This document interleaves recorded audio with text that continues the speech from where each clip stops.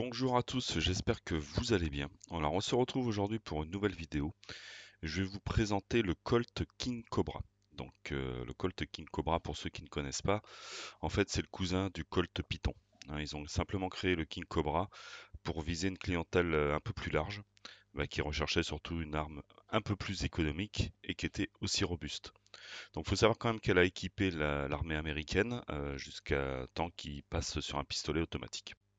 Alors, ce revolver a quand même beaucoup de similitudes évidentes avec le Python, bien évidemment. Mais le King Cobra s'en différencie au premier regard surtout par la bande supérieure de son canon. Comme vous pouvez voir, elle n'est pas ventilée, à contrario de, comme vous voyez à l'écran, du Python. Donc le King Cobra est un revolver à carcasse fermée et il est doté d'une platine qui fonctionne en simple et en double action. Donc bien évidemment associé à des canons d'une longueur de 2, 4, 5 et 6 pouces.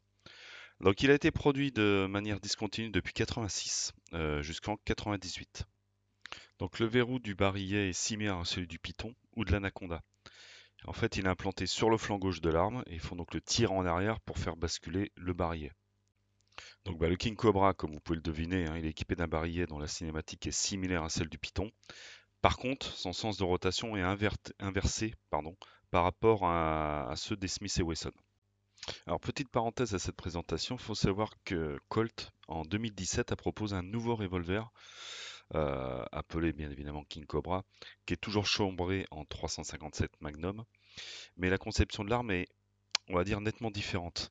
Déjà, elle est proposée avec des canons de 2, 3, 4 pouces 1 quart pour la version sportive, et le nouveau modèle est plus compact, donc il est plus léger, mais il vise principalement, on va dire, le marché américain pour le port d'armes. Chose qu'effectivement en France on n'a pas actuellement, peut-être un jour, on ne sait jamais. Pour exemple, le modèle 3 pouces ne pèse que 800 grammes. Donc c'est quand même pas beaucoup quand on voit que le King Cobra en 4 pouces pèse quasiment 1,2 kg. Donc vous voyez qu'il y a quand même une grosse différence. Voilà, ça c'était la petite parenthèse. Alors, le King Cobra, il a une carcasse qui est dimensionnée bien évidemment pour supporter le tir de 357 Magnum et il a une épaisseur, son épaisseur est à peu près de 17,25 mm, donc comparable à celle du Colt Python. Comme vous pouvez voir, on voit bien l'emblème Colt, qui est un cheval cabré, qui est bien visible sur la plaque de fermeture, donc implanté sur le flanc gauche de la carcasse.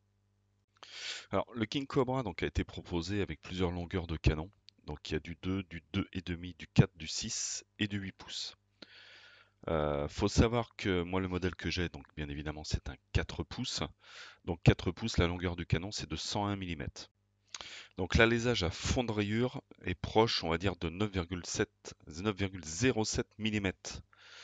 Donc en pouces, il me faut donc du 357. Vous savez très bien que pour les ogives, il y a plusieurs types de diamètres. Ça va du 355 jusqu'à 368, etc.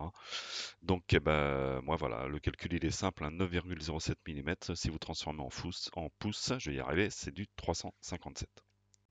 Alors concernant les organes de visée, donc il est équipé d'une hausse à réglage micrométrique. Donc la largeur du cran de mire est de 3,1 mm et la profondeur est de 1,7 mm. Tandis que le guidon, lui, il mesure 3,2 mm de largeur pour une hauteur de 4,6 mm. Donc il y a une jolie goupille qui maintient le guidon en place, alors qu'on peut en trouver deux sur le Colt Python. Petite différence encore.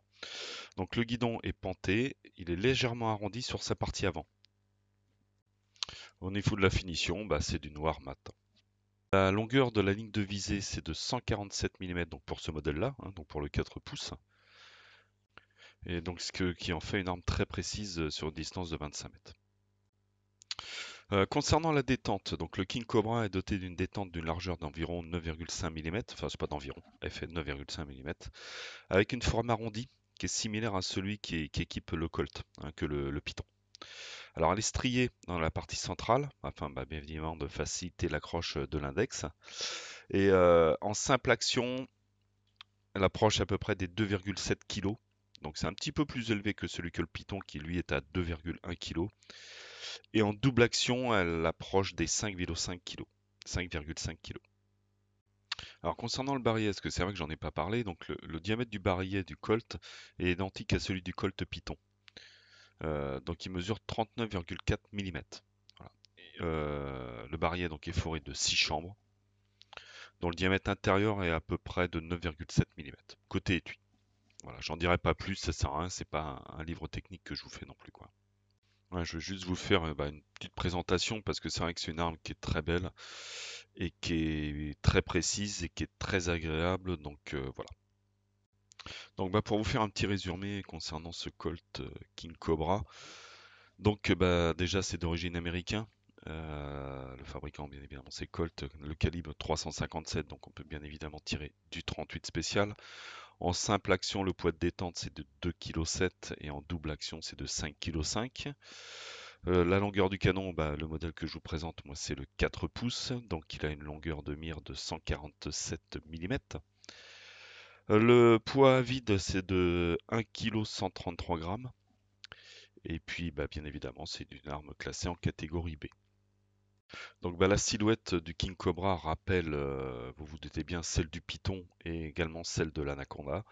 En tout cas, moi, je trouve que c'est une arme qui est très agréable en main, qui est très jolie. Moi, la mienne, elle est microbulée, donc elle est très jolie.